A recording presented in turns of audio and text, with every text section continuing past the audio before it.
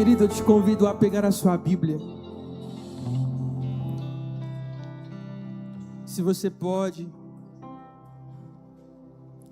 abra comigo no texto de Atos, capítulo de número 3. Atos dos Apóstolos, verso de número 3.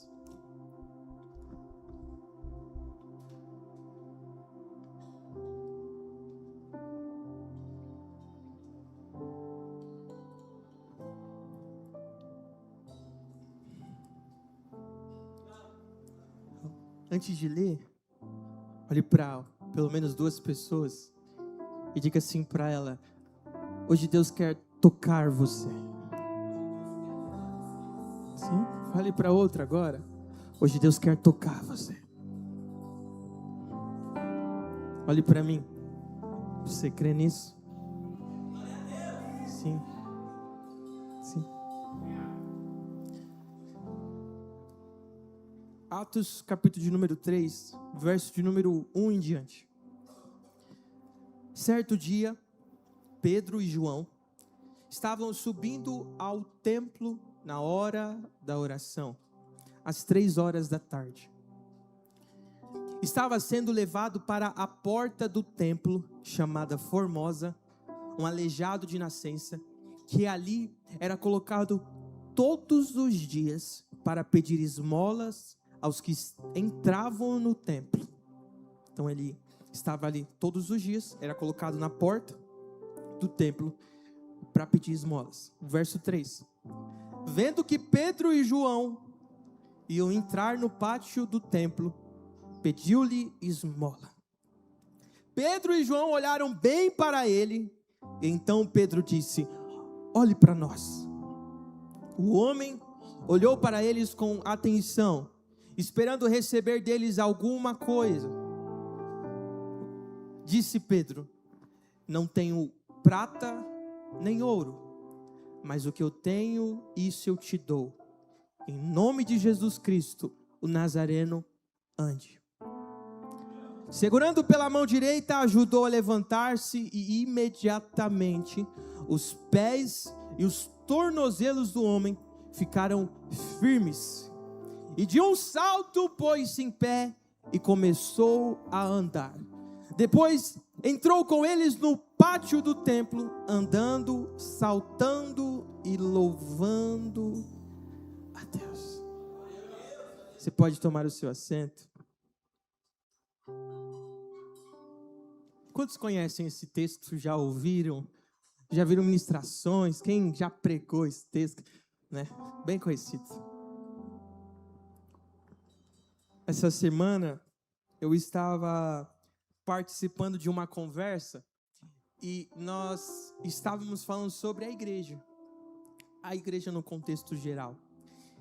E uma pessoa, num determinado momento, fez a seguinte colocação: olha, eu não sei você, mas eu prefiro a igreja como ela está nos dias de hoje. E aquela pessoa perguntou para a outra que estava na conversa, e ela disse assim: e você, o que você acha? A pessoa prontamente respondeu: eu prefiro a antiga. Uma estava falando que preferia a atual, e a outra falava que preferia a antiga.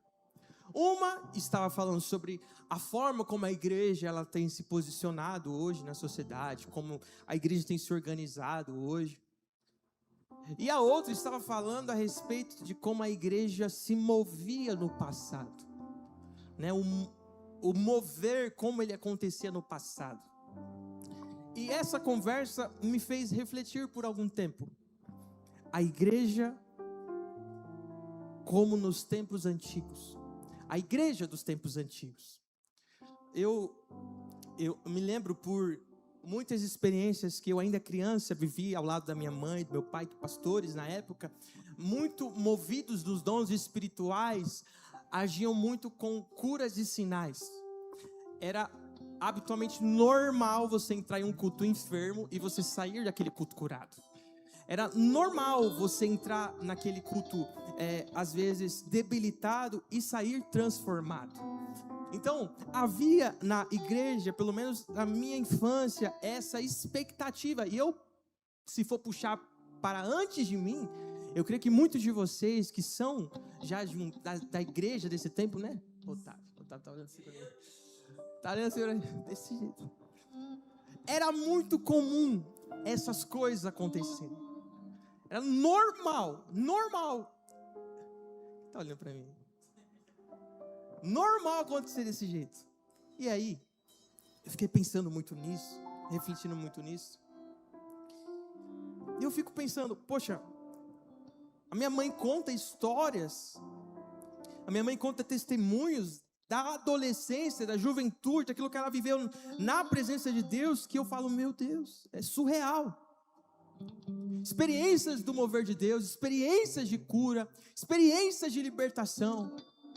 Já ouvi que uma vez reunidos em um momento de culto, manifestou um demônio e ninguém conseguia repreender, então ligado para o líder da igreja, fala assim, repreende aí. Através de um telefone o demônio foi tecnológico, esse demônio.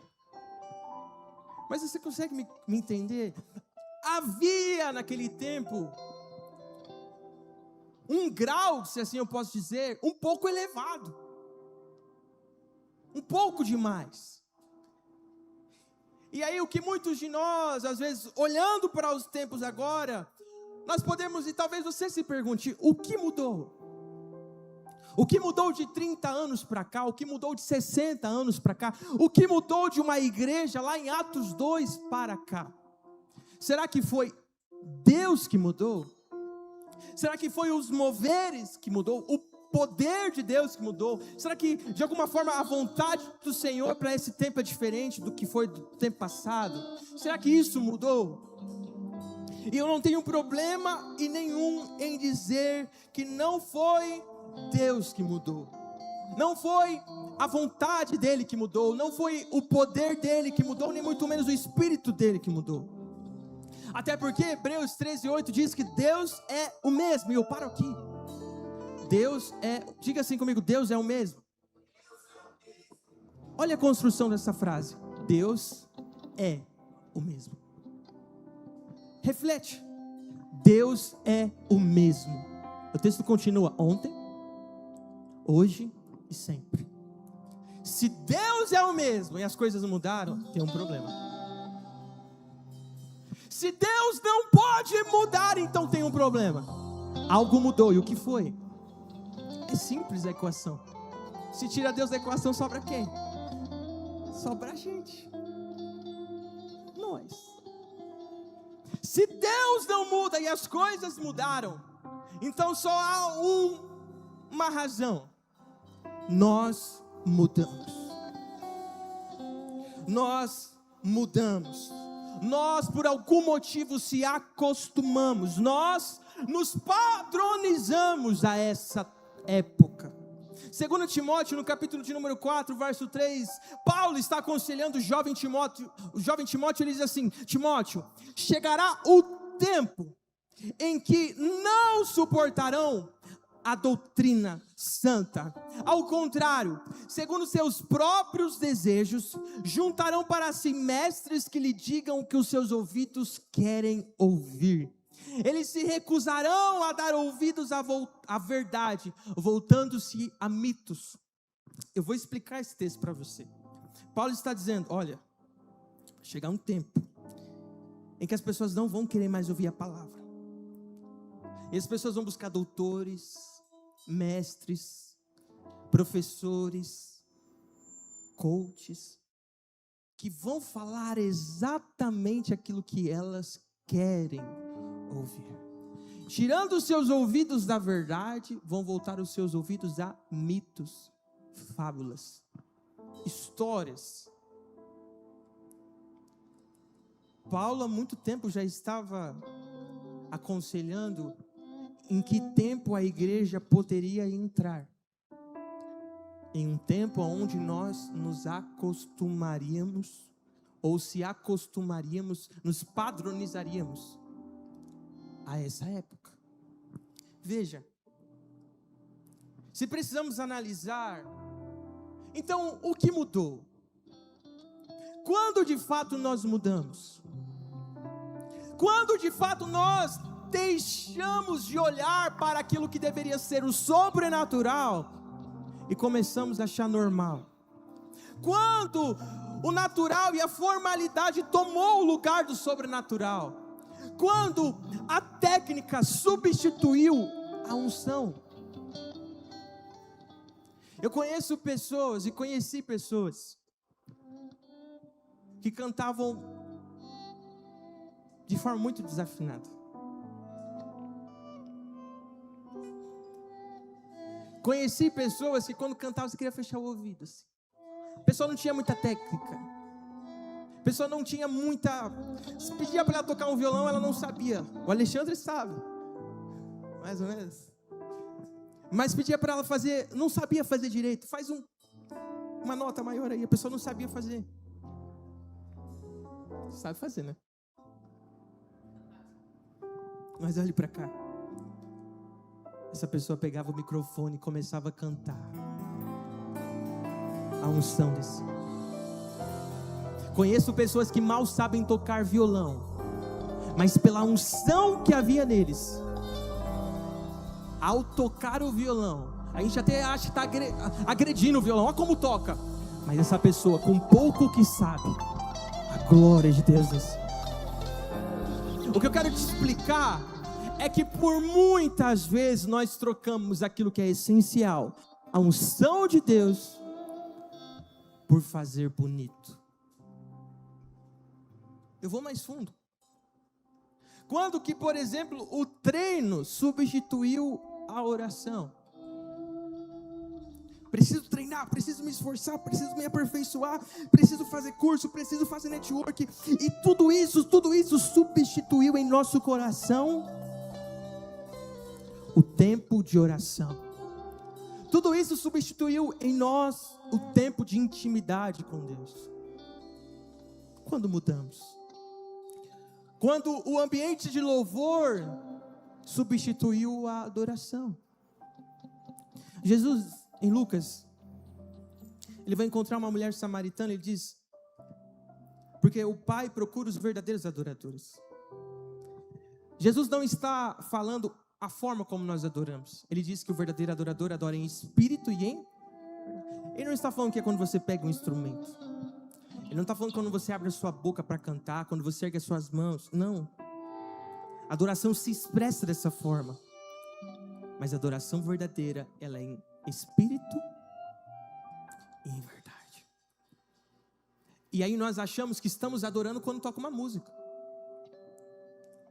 Muitas vezes, pastor, nós voltamos para casa achando que nós entregamos uma adoração para Deus gigantesca, só porque o ministério de louvor cantou. E aí a gente volta para casa satisfeito. A gente volta para casa, está tudo bem, está tudo tranquilo. Por que está tranquilo? Porque eu adorei. Não, você não adorou, você cantou. Você está me entendendo? Quando mudamos?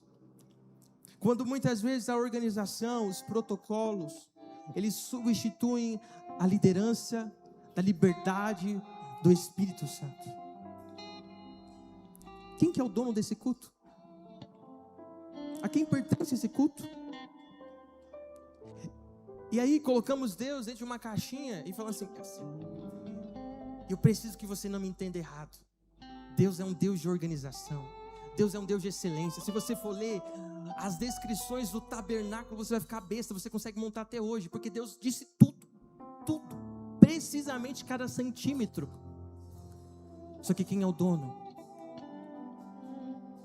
Essas coisas não podem estar acima de Deus. A regra não pode estar acima de Deus. O padrão não pode estar acima de Deus. Por quê? Porque Deus é o padrão. Deus é o alvo. É Deus que nós louvamos. É a Deus que dirigimos o nosso culto. Quando mudamos?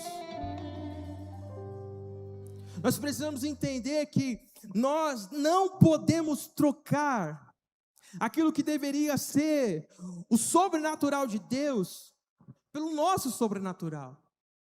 Nós não podemos olhar para o sobrenatural de Deus e vê-lo como algo distante, não. Aquele que é espírito anda em espírito. Aquele que é nascido de Deus vive em Deus. Quando nós decidimos deixar a nossa vida nas mãos de Deus, já não é mais eu que controlo, então eu sou movido por esse Espírito. E aí eu entendo que o sobrenatural, ele se torna o meu normal, o meu natural. Uma vez eu estava em uma reunião e eu perguntei para um amigo meu, lá de Goiânia. Eu disse para ele, o que é mais real? O físico ou o espiritual? Aí ele falou, o físico, eu consigo ver, consigo tocar. Aí eu falei, mas qual que veio primeiro? Porque as coisas visíveis que tocamos, elas foram criadas das invisíveis. As coisas que nós conhecemos, elas foram criadas a partir de um momento, a partir de um tempo, a partir de um haja. Mas e as coisas invisíveis? E as coisas espirituais? Então eu perguntei de novo para ele, o que é mais real? O físico ou o espiritual? E ele me disse, o espiritual. E eu disse para ele, é aí que nós devemos viver. Porque todo aquele que é nascido do Espírito é como um vento, que é levado de... Ninguém sabe de onde vem nem para onde vai. São aqueles que são nascidos do Espírito. São levados e conduzidos pelo Espírito. Veja, aquilo que deveria ser o meu natural, para mim se torna muitas vezes o sobrenatural. Mas aqueles que são nascidos de Deus entendem que o sobrenatural é na verdade o meu natural. Veja, nós não podemos deixar de lado esse sobrenatural, esse mover, o poder do Espírito Santo, a unção. Nós não podemos deixar de lado a unção de Deus, porque de fato o poder de Deus é a ferramenta para a transformação. Nós, quando nos permitimos viver esse evangelho de mitos e fábulas, nós construímos um evangelho bonito e enfeitado, mas isso não transforma. O que transforma é o evangelho de poder. Veja o que Paulo, e antes de eu ler esse texto, você precisa entender, Paulo, ele foi o maior escritor do Novo Testamento, escreveu metade dos livros do Novo Testamento, alguém culto, inteligentíssimo, sábio. Ele vai dizer assim, nas minhas pregações, em 1 Coríntios 2:4, ele diz, a minha mensagem, a minha pregação, elas não se consistem em palavras persuasivas de sabedoria, mas em demonstração do poder do Espírito, para que a fé que vocês têm não se fundamente... Presta atenção nisso. A fé que vocês precisam ter não pode estar embasada em palavras bonitas.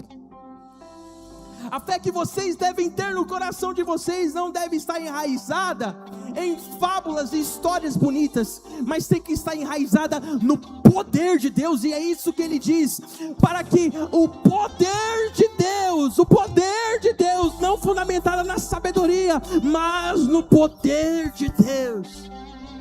E o que causa transformação não é o tanto que eu falo bonito aqui em cima, é o poder de Deus. O que vai fazer você voltar para sua casa pensativo ou refletir nas suas próximas semanas não vai ser o tanto de palavras difíceis que eu usei ou o tanto que você não me entendeu, mas é o poder do Espírito que toca no íntimo do seu coração. Sabe uma conclusão que eu cheguei? O Espírito Santo é um tradutor, porque na maioria das vezes você não entende nada da pregação. E aí por diversas vezes eu estava ouvindo uma palavra e o pregador falou uma frase, e aí o Espírito Santo vai lá, pega aquela frase e começa a falar comigo. Às vezes não é nem o que o pregador está pregando, mas é o tradutor, é o poder do Espírito. Veja, o que vai fazer você lembrar dessa palavra não será as palavras bonitas que eu disser, mas será o poder de Deus. O que vai fazer você permanecer firme não vai ser você se lembrar dessas coisas, mas da unção de Deus sobre você. E o que nós precisamos buscar e querer em nosso coração é essa unção, é esse poder, é esse desejo de viver o sobrenatural de Deus dia após dia, estar com Deus em um relacionamento único e íntimo. Quando nós chegamos no capítulo 3 de Atos, nós vemos um homem chamado Pedro. Qual é o nome dele? Veja, Pedro era um homem comum, e era comum até demais. Às vezes nós temos um preconceito em olhar as histórias desses homens e mulheres da Bíblia, e nós enxergamos muitas vezes eles como super-heróis. Olhamos para esses homens e enxergamos eles como altos e elevados. Mas o que nós vemos na vida de Pedro era um homem tão comum quanto a gente, e às vezes até um pouco pior. Pedro era o típico sanguíneo, aquela pessoa intensa, mas ao mesmo tempo que intensa, inconstante. Ora queria muito, ora não queria nada. Ora estava na presença de Deus pulando, ora não quero saber disso. Pedro era um homem engraçadíssimo, porque ele era aquele que não levava desaforo para casa. Pedro vamos resolver agora. Não, Pedro, um pouquinho de sabedoria, agora. Pedro era humano até demais. E aí Pedro, ele em um determinado momento, ele tem a oportunidade, ele é perguntado, indagado, você conhece Jesus? E ele, não conheço. Era homem até demais, negou Jesus. E não bastou negar uma vez, porque pode dizer foi um erro, foi um desvio. Não, negou 3 vezes. Você percebe como Pedro era homem demais, mas o que nós vemos era um Pedro medroso. Aquela aparência de alguém valente, mas era alguém medroso. Fugiu na hora que era para estar lá. Se acovardou na hora que era para ter coragem. Mas nós, em Atos 2, vemos um contraste gigantesco. O que acontece é que antes de Atos 2, Jesus ele ressuscita. Sabe o que acontece com Pedro? Ele negou Jesus, ele fugiu, foi embora. Sabe para onde ele foi? Ele foi para a vida que ele tinha antes de Jesus. Pedro voltou a pescar, voltou a fazer o que fazia antes de Jesus. Jesus já tinha tirado ele de lá, ele foi lá e voltou. E em um determinado momento, após Jesus ressuscitar, ele vai de encontro a Pedro. E ele chama Pedro e fala: Pedro, joga do lado direito. E Pedro de longe reconhece a voz. E despido, sem roupa, ele vai de encontro a Jesus. Sabe o que é interessante? 2 coisas. Jesus sabe como nos atrair de novo. Jesus sabe o que precisa falar na hora certa. Jesus sabe como nos encontrar. E Pedro vai em direção a ele. O que acontece em Atos 2 é um revestimento de poder. Mas o que acontece nessa passagem que eu estou dizendo para vocês é um vestimento. Porque Pedro estava nu. Eu preciso que você me entenda. Pedro estava fora e longe. Jesus, antes de trazer o revestimento, a capa, ele precisa colocar vestimentas em você. E é aí que está um dos grandes problemas de não conseguirmos entrar no ambiente de culto. Entrar no ambiente onde o mover de Deus está acontecendo. Por quê? Porque primeiro, antes de entrar nesse lugar, você precisa entrar dentro da sua roupa. Você precisa se vestir. E foi isso que Jesus fez com Pedro. Ele trouxe Jesus para dentro da mesa. Ele assentou Pedro à mesa da comunhão. Ele falou: Pedro, agora eu estou te dando uma nova sandália. É isso que eu preciso que você entenda. Hoje o Espírito Santo fala a você, para alguns, para você que me escuta, eu estou trazendo para você novas vestimentas. Eu estou cobrindo o seu corpo. Estava nu, mas estou cobrindo. Estava perdido, mas foi achado. Novo anel, novas sandálias, novas roupas. Jesus trouxe novamente uma identidade para Pedro. Jesus trouxe uma identidade novamente para Pedro que tinha esquecido, que tinha deixado. Jesus trouxe. E aí nós vemos um novo Pedro. Só que um Pedro ainda medroso. Porque se acontecer de novo? E se eu cair de novo? E se eu errar de novo com ele? Porque, Pastor Elber, aquela oportunidade de Pedro, ao ser indagado se ele conhecia Jesus, era a oportunidade dele provar alguma coisa, dele mostrar, é isso que eu acredito. E quando teve a oportunidade, ele falhou. E aí é por isso que ele se distanciou. Porque quando nós mudamos, nós cometemos o erro de achar que Deus muda também. De achar que Deus para de nos amar, de achar que Deus para de nos aceitar. Escute. Deus é o mesmo. E se Deus é o mesmo, significa que Ele não muda. O amor dEle não muda. Ah, se eu estou bem, Deus me ama mais. Se eu estou mal, Deus me ama menos. O amor dEle não muda. Sabe por que não muda? Porque Deus é amor. E Deus não pode ir contra a sua própria natureza. Deus é amor, e Ele nos amou. E se Ele nos amou e é o mesmo, Ele continua me amando hoje. O seu amor continua me alcançando hoje.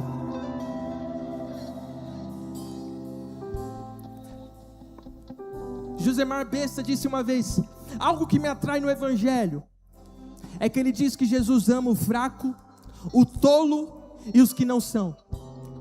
Todos os itens do meu currículo. Eu amo o Evangelho porque ele diz que Jesus ama o fraco, o tolo e os que não são. E é tudo que eu sou. O Evangelho é o poder de Deus. Nós precisamos entender como se movimenta. Quando nós estamos em Atos, no capítulo 2, nós vemos o derramar do Espírito Santo sobre aqueles 120 homens e mulheres que estavam reunidos.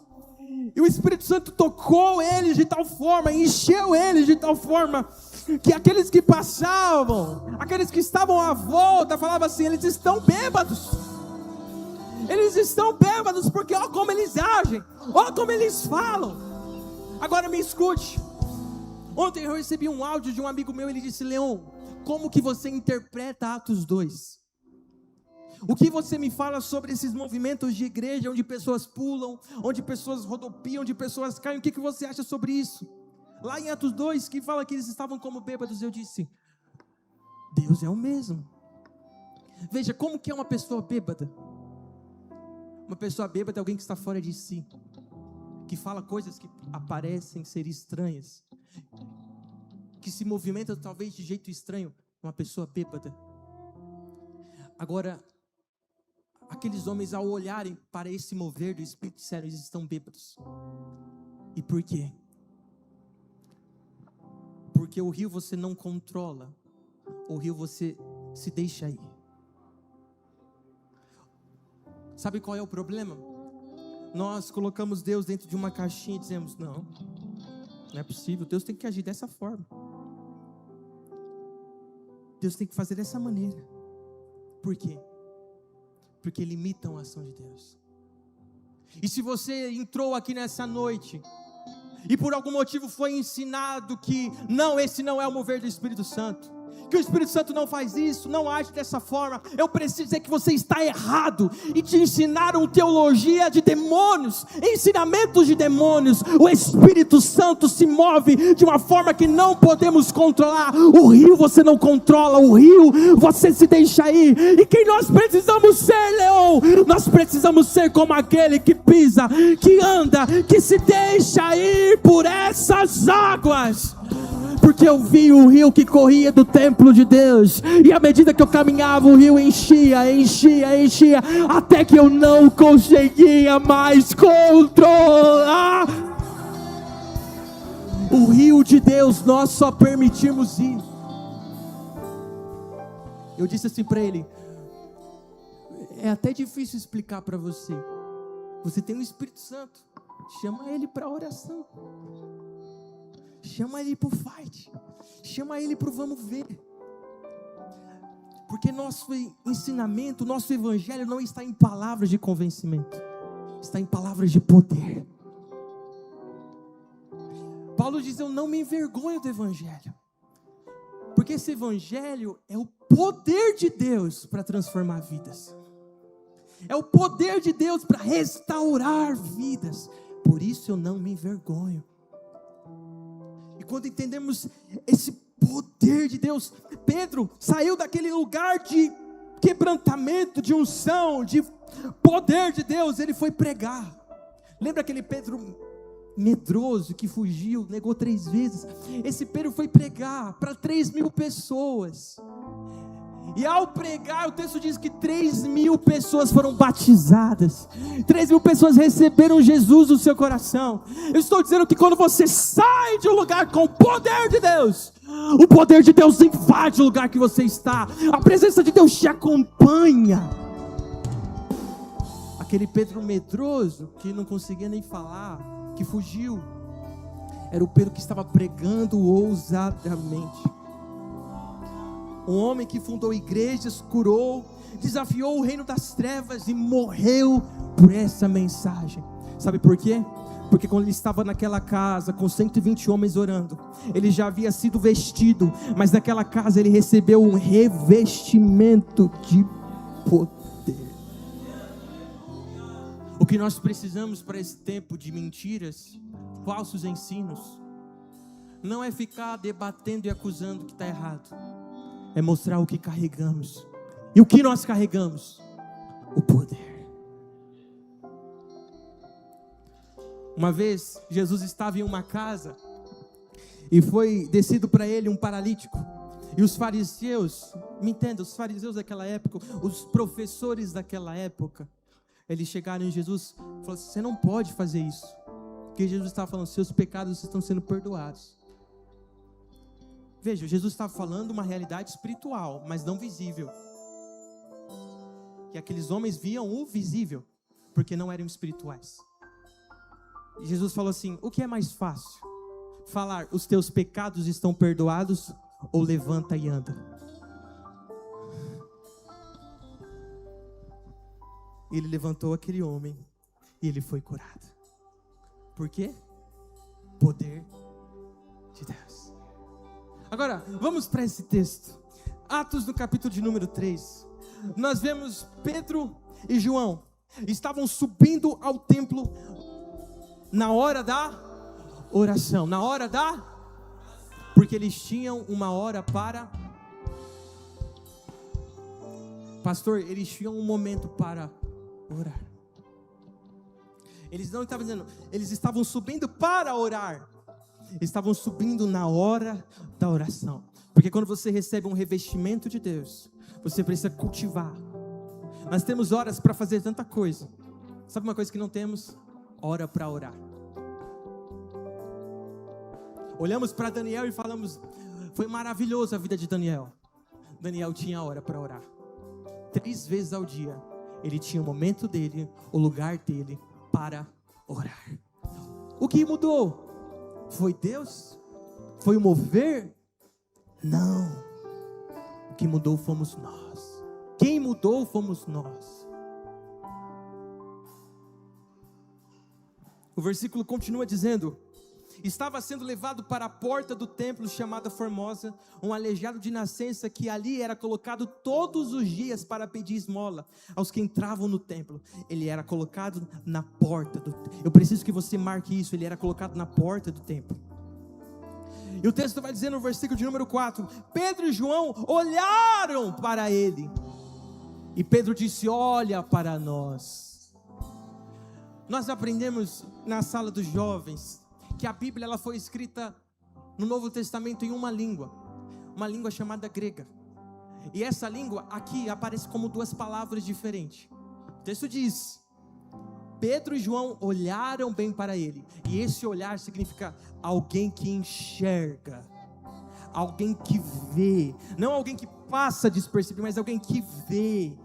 Porque quando você tem o Espírito Santo dentro de você, você consegue enxergar o que Deus está enxergando. Sabe o que Deus precisa para esse tempo? Homens e mulheres que enxerguem com a ótica de Deus.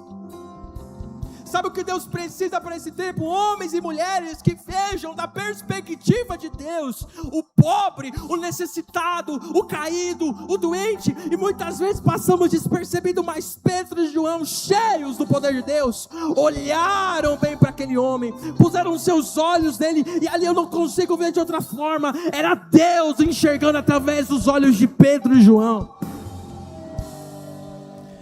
E aí João olha para aquele homem e fala assim: agora olhe para nós, agora preste atenção em mim,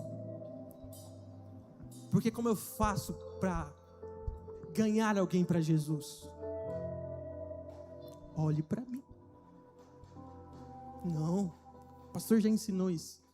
Não olha para mim não que eu sou pecador, não olha para mim não que eu sou falho.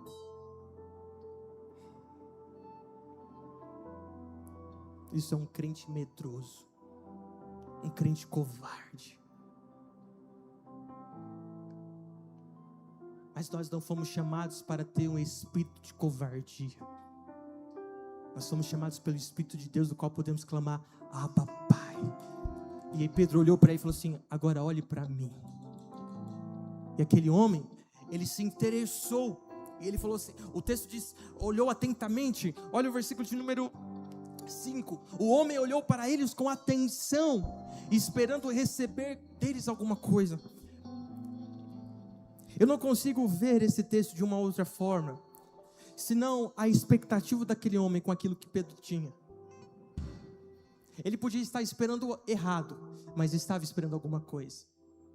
Aí você me diz: Leão, o que mudou? Eu te digo, o que mudou fomos nós, porque chegamos em um ambiente de culto e não esperamos nada, porque chegamos em uma vigília e não esperamos nada, porque entramos em um mês profético do Agosto Fire e não esperamos nada. Ele poderia estar esperando outra coisa de Pedro, mas estava esperando alguma coisa. E deixa eu te explicar, com Deus não é diferente. Você chega aqui esperando alguma coisa, mas Deus vem e surpreende.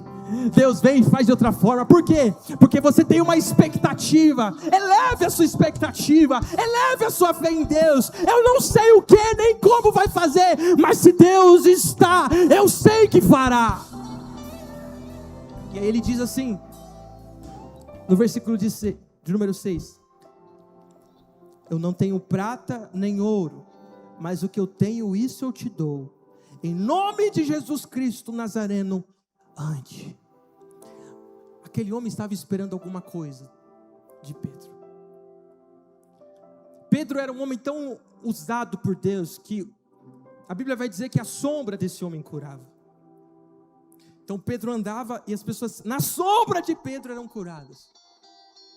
Agora imagina, será que mesmo que esse homem, ainda que esperasse errado, não estava esperando alguma coisa de Pedro? Será que não conseguia sentir que esse homem que parou para olhar ele era um homem diferente?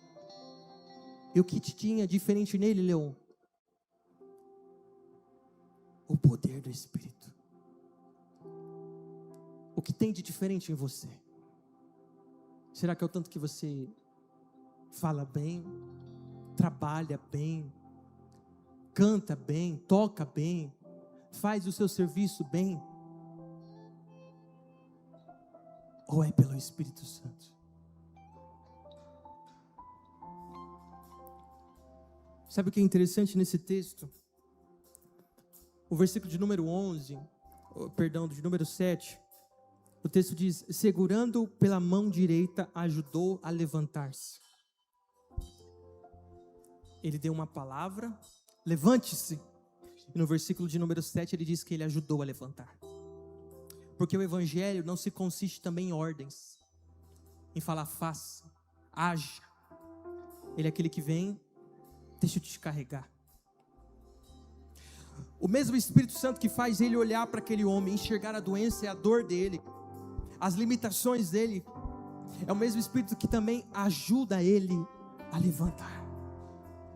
Porque nós muitas vezes terceirizamos nossa responsabilidade quando falamos: ele já recebeu um direcionamento, já recebeu uma ordem, já sabe o que tem que fazer. Claro que ele sabe o que tem que fazer, mas o evangelho também é sobre ajudar e carregar quem precisa ser carregado. Só que sabe o que aconteceu? Quando aquele homem foi levantado, o texto diz que os tornozelos dele rapidamente se alinharam. Ganhou força. E aquele homem voltou a andar. Olha o texto de número 8. E de um salto pôs-se em pé e começou a andar. E o texto diz: depois entrou com eles no templo. O texto começa dizendo: havia um homem que era levado todos os dias para a porta do templo. Mas após ser tocado por um homem de Deus, revestido de poder, após receber aquela cura, aquele milagre, aquele homem que ficava somente na porta, ele falou: peraí, eu vou entrar. Quanto tempo aquele homem fazia isso? O texto diz que todos os dias ele estava lá. Ele estava na porta do templo, na porta da igreja. Quantos não passaram por ele? Escuta, quantos não deram esmola para ele? E é aqui que a palavra fica mais dura. Quando davam esmola para ele, achavam que estavam fazendo certo. E aqui mora o perigo. Fazer algo achando que é o certo. Mas na verdade só estavam alimentando a miséria daquele homem. Enquanto ainda estava doente, enquanto ainda estava enfermo, enquanto ainda estava do lado de fora. Quando davam esmola, só permitiam que ele voltasse no outro dia, para continuar recebendo esmola. Só que com Pedro não. Pedro falou: não espere de mim ouro nem prata, mas o que eu tenho eu vou te dar. E aquele homem, após receber isso, esse texto para mim é lindo. Ele entra no templo. Eu queria que você imaginasse agora uma pessoa que você conhece, que está afastada dos caminhos de Deus. Um amigo, um parente, alguém que não conhece Jesus. Consegue pensar em alguém? Imagina você viver uma experiência de revestimento de Deus tão grande, tão especial, que essas pessoas que estavam lá fora comecem a entrar.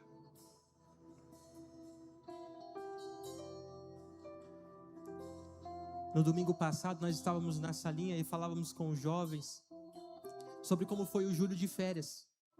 E sabe qual foi a nossa alegria? Saber que nos dias que nós estávamos aqui buscando, nas palavras que foram liberadas, no mover de Deus, jovens voltaram para o caminho.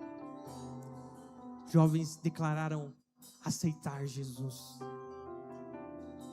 Isso ainda precisa nos mover. Isso ainda precisa nos tocar. Que essas portas sejam arrancadas daí. Que esses drywalls sejam despedaçados. Por quê? Porque não tem mais lugar, não cabe mais. Nós precisamos entender que não é palavras de persuasão, é poder de Deus. Uma vez um papa estaria mostrando a Tomás de Aquino, um sacerdote da época, as riquezas da igreja, o ouro, a prata e os tesouros. E teria comentado, fazendo referência a Pedro: veja, Tomás, a igreja já não pode dizer, não tenho prata nem ouro. E Tomás respondeu: é verdade, mas também não pode dizer, levanta e anda. Que igreja você deseja viver? Que mover do Espírito Santo você deseja para você? Será que está bom? Você já se acostumou? O que você viveu em Deus até agora está bom para você? Aprenda com esse homem que, mendigando aos pés a porta daquele templo, talvez não sabia o que esperava, mas estava esperando. Eu não sei como, nem o que vai acontecer hoje, mas eu sei que eu não vou sair da mesma forma. Eu quero te convidar a se colocar de pé no seu lugar, e eu sinto a presença do Espírito Santo aqui. Escute o que eu tenho a dizer para você. Nós estamos em um mês profético. Eu já vivi pelo menos 4 agostos fire. E eu posso dizer uma coisa: nenhum é o mesmo. é um mês onde o Espírito Santo quebra, transforma, liberta, restaura, cura e batiza. Paulo vai falar sobre, preste atenção nisso, Paulo vai falar sobre 9 dons. Ele vai falar sobre uma categoria de 9 dons, que são importantíssimos, e ele chama de dons do Espírito. Quem tem esses dons? Aqueles que carregam o Espírito dentro deles. Dons que são para manifestação, dons que são para o testemunho, dons que são para a edificação da igreja. Agora preste atenção nisso, dos 9 dons, 8 dons são para a edificação da igreja. Escute o que eu estou dizendo, dos 9 dons, 8 são para a edificação da igreja. Dons de cura, dons de palavra, são para os outros. O dom de profetizar, você profetiza para os outros. Mas Paulo vai falar sobre um dom, e ele classifica esse dom e chama de o dom de línguas. Novas línguas, outras línguas, como você queira chamar. E esse dos 9 dons é o único dom que edifica a si próprio. Todos os outros dons são para a manutenção, são para o crescimento da igreja. Mas quando Paulo vai falar do dom de línguas, ele fala, esse dom é o dom que edifica a si próprio. Porque aquele que fala aos homens, aquele que fala em português, fala aos homens. Mas aquele que fala em línguas, fala a Deus. Deixa eu te explicar uma coisa. Uma vez eu perguntei para um jovem, eu perguntei assim para ele, você é batizado em línguas? Ele respondeu não. Eu falei, e por que não? Ele ficou até paralisado assim. Porque a resposta deve ser simples, por que não? Porque os dons do Espírito só tem uma condição para recebê-los: querer. A única condição para recebermos os dons do Espírito é buscarmos esses dons. E deixa eu dizer uma coisa, o dom de línguas é uma coisa que todo cristão precisa ter. Porque quando você ora em línguas, você não fala aos homens, mas você fala a Deus. E quando você ora em línguas, você ganha mais mansidão, mais paciência, mais amor, mais benignidade. Quando você ora em línguas, você edifica a si mesmo, o Espírito Santo dá a você mais sabedoria. Talvez o seu problema não seja o seu temperamento, seja a falta de línguas. Seu problema não é o que os outros fizeram, seja a falta de línguas.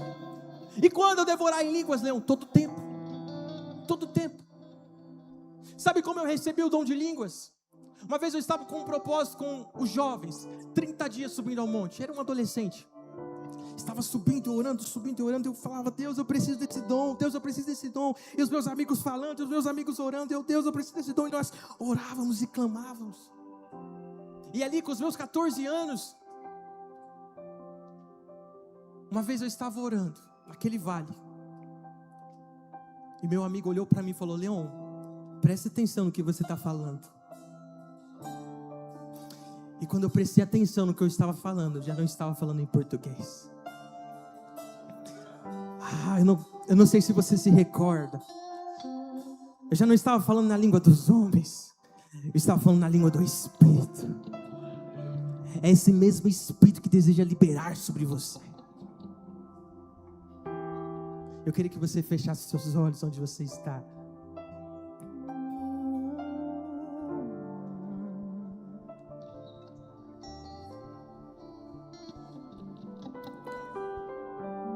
Eu quero falar 2 coisas. A primeira coisa, você que entendeu no seu coração essa necessidade, você entendeu que esse momento é propício e que esse é o seu dia, hoje é o dia. Você que entendeu, Leon, eu preciso receber o dom de línguas. O Espírito Santo me chama para esse momento. A Bíblia fala, Timóteo, aviva o dom que há em ti, porque você não recebeu de homens, mas recebeu pela imposição de mãos. Dom eu tenho para compartilhar. E você que não ora em línguas ainda, você que não recebeu o dom de línguas, eu quero convidar você a vir aqui na frente sem nenhuma vergonha, mas com um desejo no seu coração. Você que ainda não recebeu esse dom, saia do seu lugar e vem aqui. Eu quero liberar isso sobre você. Eu quero liberar esse dom sobre você. Você não pode aceitar viver sem esse dom. Você não pode aceitar caminhar sem esse dom. Sai do seu lugar e vem para o altar do Senhor. Se você sente que hoje é o dia que o Espírito Santo deseja tocar você. Enquanto isso, a segunda chamada que eu faço é para aqueles que, Leon, eu já estou há muito tempo sem orar em línguas. E você acha que perdeu esse dom. E você acha que esse dom se esfriou. E você acha que por algum motivo de temor e reverência não deve falar. É todo o tempo.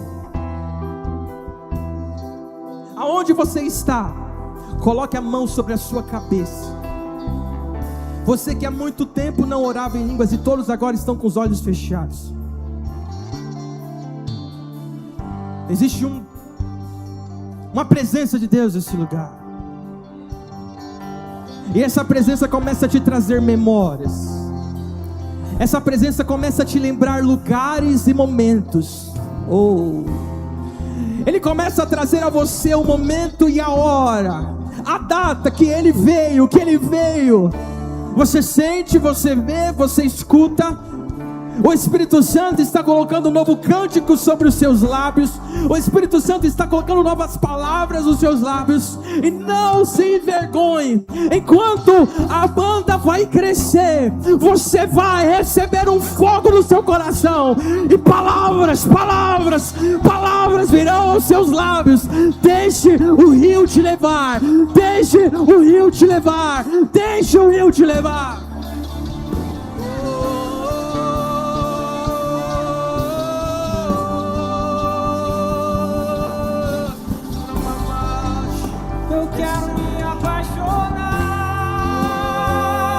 Mais Espírito Santo, o fogo do teu Espírito, a glória da tua presença sobre esse lugar, sobre esse momento. Quebrantamento, transformações, curas. Pai, esse é o lugar, essa é a hora que o Senhor nos escolheu, que o Senhor te separou. Sobre nós, sobre nós, sobre nós. Deus está aqui. Abra os seus lábios e eu porei um novo cântico. Abra os seus lábios e eu porei uma nova língua. Ramamachoto com a rabada cheia da rabada. Radando com a rabada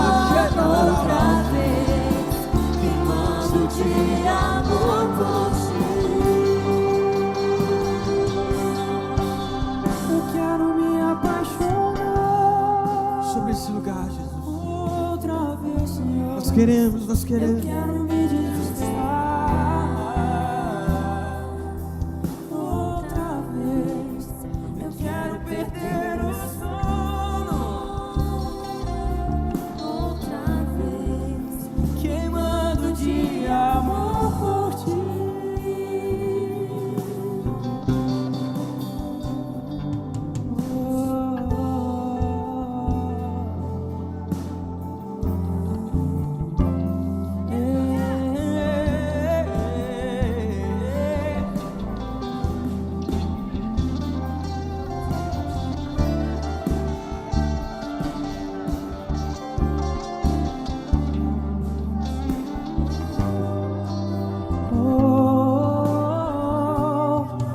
Uma vez que eu coloquei os meus olhos em ti, nada mais satisfaz a minha alma. Uma vez que eu coloquei os meus olhos em ti, nada mais me satisfaz.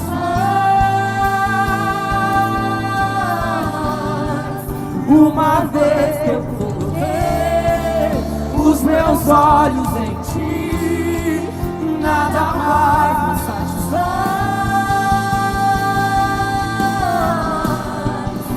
última vez que eu coloquei os meus olhos em ti, nada mais me satisfaz. Só quero a ti e nada mais,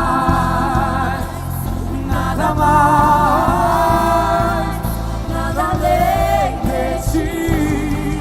Só quero a ti, nada mais, nada mais, nada além de ti. E eu estou aprendendo a estar cada dia mais satisfeito em ti, à medida em que te conheço mais. Tudo perde o seu valor, e eu estou aprendendo a estar cada dia mais satisfeito em ti, à medida em que te conheço, eu te conheço mais. Tudo perde o seu valor. Querido, nesse ambiente, vamos por alguns minutos falar com Deus.